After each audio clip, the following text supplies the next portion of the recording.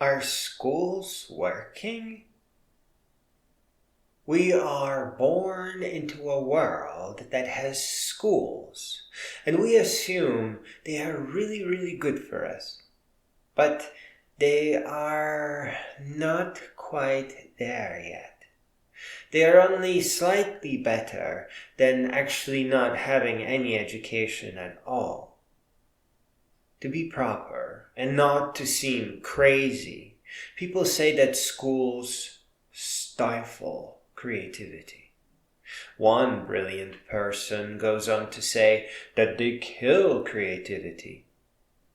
But the truth is, standardized education prevents creativity. And that is not even considering tolerance of bullies and drugs that lift the school's collective GPA. Historically speaking, which is always a good start, schools are supposed to promote uniformity, discipline, and skills for an industrial economy. But you see, that's already bad enough. Creating workers is not about education, but indoctrination. Education is about flourishing. Creating workers is about boxing people up and shipping them off for a lifelong career or duty. Things get worse from here, as mass education had to streamline the already broken system. Schools get bigger. There were more kids to process. On top of that, things get even worse. Early, I dare say, uneducated psychologists evaluated only outcomes. A human being is an ecosystem of dreams and ideas, to say the least, that absolutely requires great health. Merely looking at outcomes is idiotic. On top of that, to make education more efficient and easier to evaluate, schools were further broken by the needs of none other than the politicians. You know, those people that lie about their campaign promises and have enough wealth squandered away to sit on election carousels for long enough to get eventually picked. Standardized testing of already broken standardized education, we can't really call it education anymore, is a laughable idea, much like a child's fantasy. You can't standardize testing of a standardized education system because both of those things are purely made-up fantasy. Any progress that is being made is really all about this incredible brilliance of every human being connecting the dots on their own. It gets even worse. Industries can influence what is being taught. Yeah, the wrong programming languages are being taught. Even the wrong operating systems are being used. And you know what? Let's face it, for the purpose of making a lifelong customer. This is incredibly unethical, further causing great waves of harm. Imagine teaching someone the wrong tool to use. Ugh. And as the world became more connected, even the dumb idea of standardized testing got all out of shape, because now standardized testing was uniformly applied across all cultures and levels of development, which is a ridiculous idea. Standardized education doesn't work. Standardized testing doesn't work. You can't use that to evaluate anything in the real world. You see, standardized education is a system of errors, of great misunderstandings, and of moving a lot of government money. It has no consideration for the individual, for the very thing that it was meant to teach. It only considers the masses and the outcomes.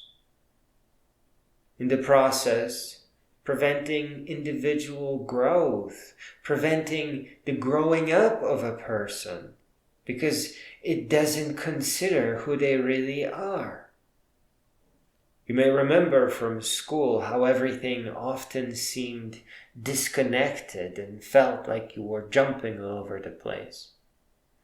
That also means grades consider little parts of random bits from textbooks. They don't really measure knowledge at all. We are all unique. Even twins have unique interests. Schools and grades cannot help but to ignore individual interests and strengths. Wow. They push the students towards the same broken goal in a broken system of misunderstandings. Pass the finals, keep your GPA up high. This is a broken idea and a terrible fantasy of education, on top of almost countless layers of broken and incomplete ideas and hopes and aims. Competition among students will further devastate their uniqueness, pushing students away from who they really are. The overall structure of this system of mistakes will cause impenetrable networks of broken ideas that can only paint false pictures of the world and thus cause stress and doubt and actual mental health problems. You are taking tests that don't work in schools that don't teach, and you are freaking out about it. Yeah, that's mental issues right there. The incompetence and noise of it all will actually prevent normal development of real skills that are unique to every person and push people to lie and pretend. Just look how well it is established that everyone lies or exaggerates on their resume. What the heck is that about? Look how companies looking for real talent need multiple interviews, whiteboards, and often, maybe all of them, all the time, resort to trickery. How in many companies, a manager may utter the following with a straight face: "Forget everything you've learned in college." Wow. What a crazy thing to say is that? That should cause laughter. That should make the person walk the heck out of there. Instead, that actually paints the manager as someone who is wise, someone who has real knowledge.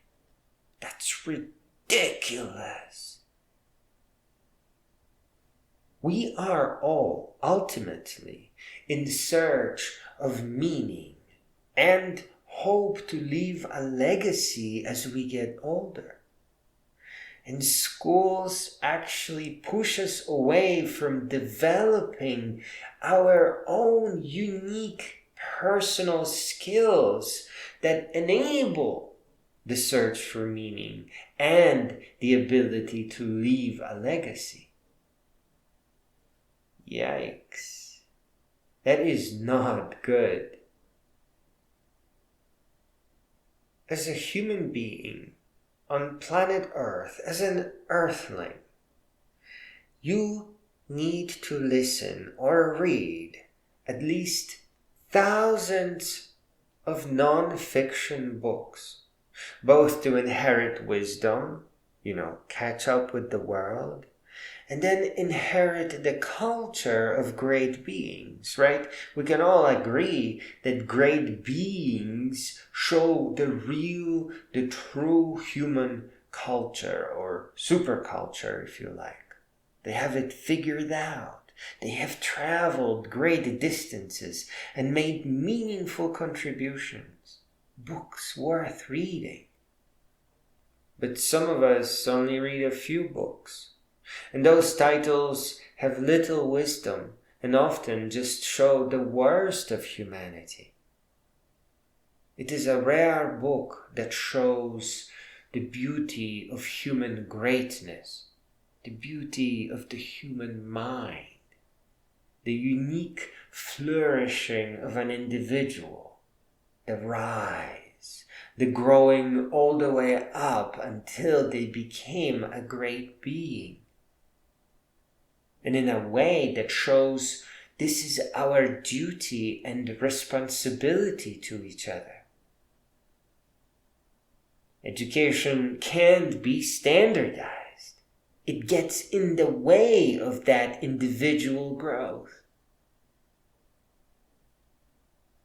It may be that today's standardized education, the schools that we know, are more of a fungus than a great achievement.